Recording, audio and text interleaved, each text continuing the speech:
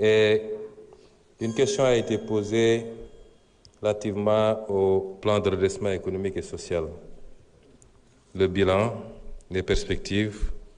et surtout les mécanismes et les ressorts pour impulser l'économie et générer des emplois, particulièrement pour les jeunes et les femmes. Je voudrais dire que nous avons effectivement conçu un plan de redressement. bi ñu ñëwee jaratul ñuy delluwaat di insister defe naa ñi ko doon weddi sax ñoom léegi kenn waxatul ndono bi leer na waaye yemuñu ci constater ndono bi rek bënn suñuy bët dañu ne il faut ñu wag suñuy manche daal di jublu ci liggéey bi ci woo nag à chaque fois tous les Sénégalais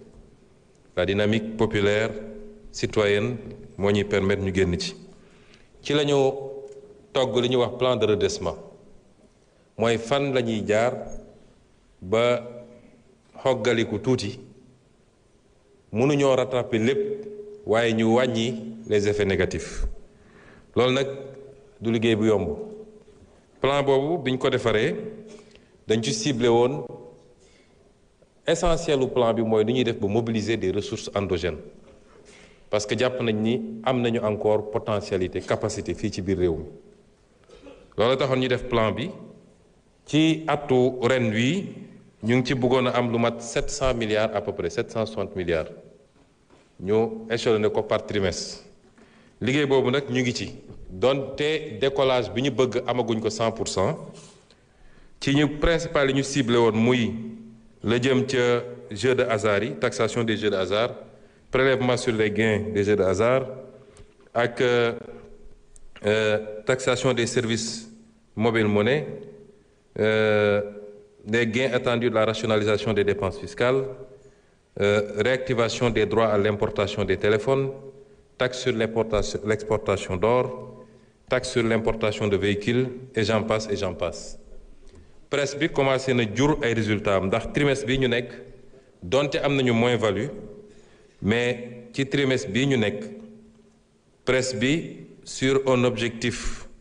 pratiquement de 91 milliards génne na 52 milliards te ñu ngi continuer ci liggéey bi li andi yenn jafe-jafe yi nag mooy presse bi day dem crescendo day monter en puissance am na ci yoo xam ne am na jumtuwaay yu ñu war a defar ba pare par exemple lépp lu jëm ci taxation mobile monnaie bi lépp lu jëm ci contrôle des jeux dafa am ay application yu ñu war a valider appel d'offres yi def nañ ko nit ñaa ngi liggéey ci cahier de charge yi pour yenn yi suñu installé yooyu dina gën a yombal perception taxe yi nga xam ne dafa jëm par exemple ci wàllu suuf si am na loo xam ne liggéeyu évaluation la moo tax li ñu war a jàpp ci presse bi mooy luy évoluer la au fur et à mesure ñuy dem mais ñu xam ni day évoluer d'abord ci nii ñu ko concevoir te marge bi yaatu na wax naa ko léegi buñ ko tënk rek sax d'ailleurs ci yi nga xam ne dugal nañ ko ci presse bi mais dama farolan di wax nii soo jëlee lu mel ni l'impôt foncier ci Sénégal peut-être su ma laajoon fii député yi ñaata ñoo defe naa échéance bi monsieur le ministre des finances kañ la woon mars moo ne woon échéance bi waaye xam naa ni bu ma laajoon député yi ñaataa def seen déclaration foncière ba moytul du bëri te noonu la amee feneen ak feneen y compris peut-être membre gouvernement bi kon matière bi mi ngi fi bu ñu góorgóorloo tuuti améliorer les performances des administrations am na loo xam ne mën na xettali état bi xettali askan wi ndax état bi li muy collecté wu ko pour poosam dañ koy delloosi ci askan wi te loolu dinaa ci delloosi léegi donc fexe ba lii nga xam ne mooy presse bi ci boppam nga xam ne lu ñu yokk la ci liñ daan def ci loi de finance bi moo tax revenu li ñu waxante woon sax mooy dañ koy séquestrer lépp lu presse bi jur duñ ko dépenser tout de suite dañ koy séquestrer ci benn compte parce que loolu partenaires yi ñuy waxtaanal ñoo ko demandé woon pour ñu mën a évaluer presse bi au bout de 12 mois ñu xool lan la presse bi jur waaye noonu ñu koy améliorer au fur et à mesure ci ni mu mel de manière intrinsèque te dàqantewul ak effort yi ñu war a def par contre pour continuer à élargir l'assiette noonee lañ mun a évoluer aussi ci conception ma joxe ci exemple bu simple liggéey bi ñuy def ci jamono ji démb gis ngeen ñu def réunion boo xam ne liggéey bu ma santoon la ci li ñuy tuddee les actifs de l'État. On a beaucoup d'actifs qui sont des actifs quelquefois dormants xaalis bi ñu xëpp ci réew mi ci at yi weesu bëri na ñu dugal ko ci ay infrastructure yooyu ñetti problème lañ ci gis ba ci njëkk mooy problème de légalité mooy bëri na loo xam ne leb nañ ko te lebuñu ko niñ ko waroon lebee ndax jaarul fii Assemblée nationale la représentation parlementaire autorisé ko donc newul ci cadrage bi loolu problème légalité la posé mooy la fameuse dette cachée ñaareel problème bi mooy problème mu licéité mooy lenn ci alal googu duggul fi mu waroon dugg damm na ci ay poosu jàmbur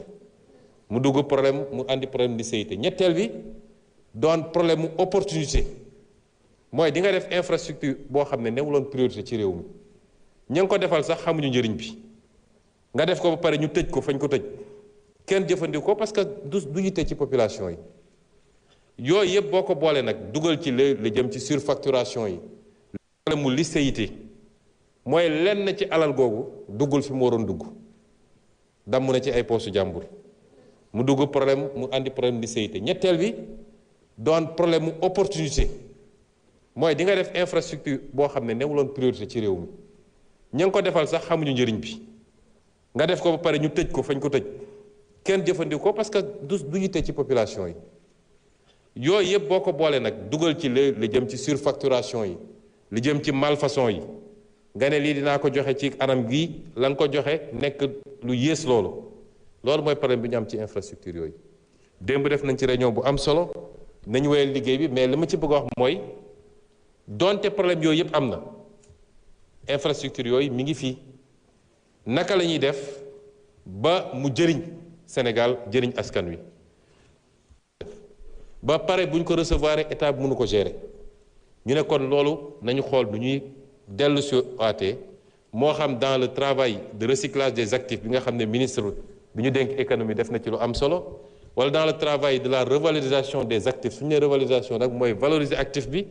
mais xool nu ñu koy utiliser comme levier pour mu mën a permettre ñu lever des fonds loolu yépp ñu ngi ciy liggéey kon loolu benn la ñaareel bi mooy santoon naa la dépense publique nous faisons beaucoup de dépenses publiques mais c'est pas une dépense publique de qualité pour lu bëri ma santoon ministre des finances ak ministre de l'économie ñu liggéey ci ministre de l'économie jox na ma rapport am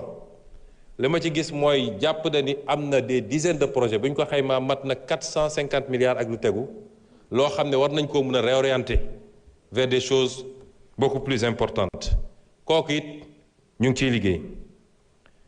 bu ma jotee li jóge ci ministère des finances boole kook li ñuy liggéey ci subvention yi ak li ñuy liggéey ci taxes yi li ma njëkk a wax nii loolu yëpp boo ko boolee lan lañ ci jublu mooy fexe ba état bi dégager une marge budgétaire conséquente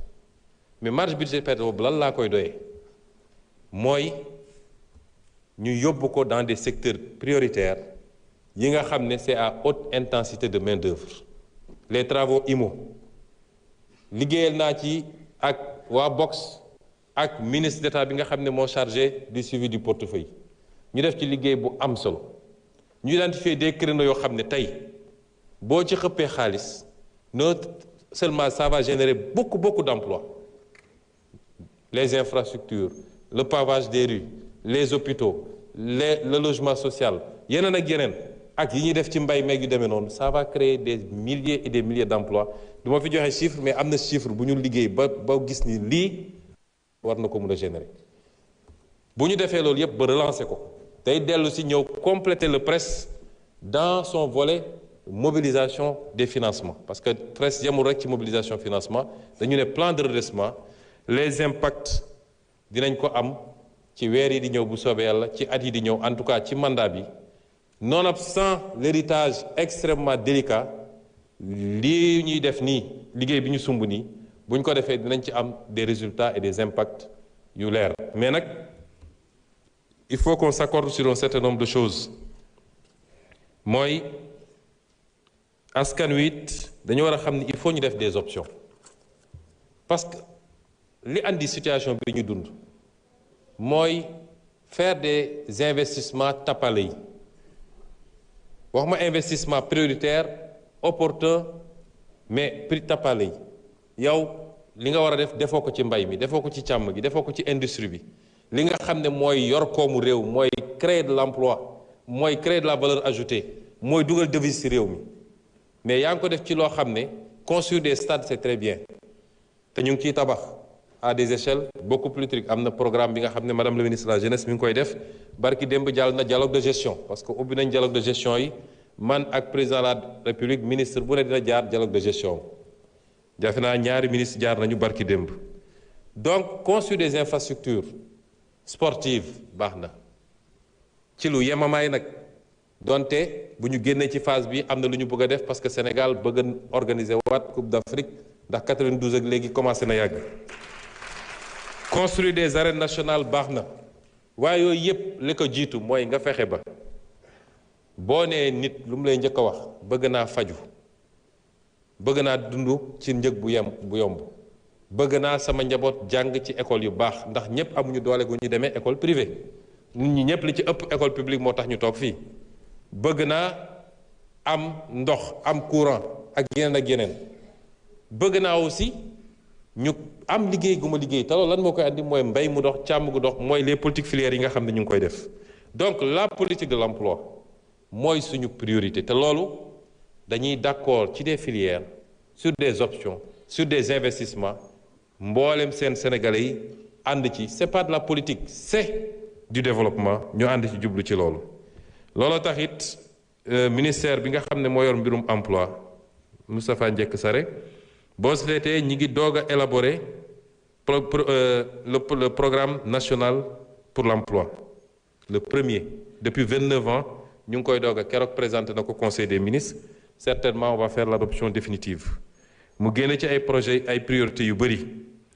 le projet d'appui à l'insertion des jeunes et des femmes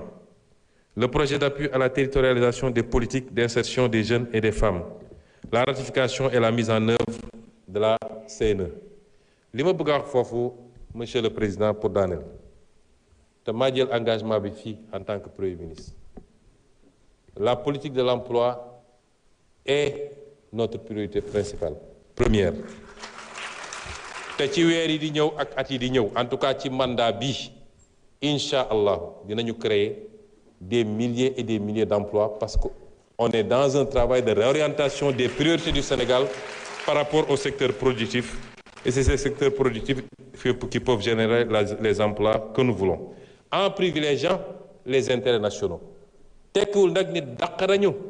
investisseur c'est-à-dire dafa am logique yoo xam ne il faut ñu leeral ko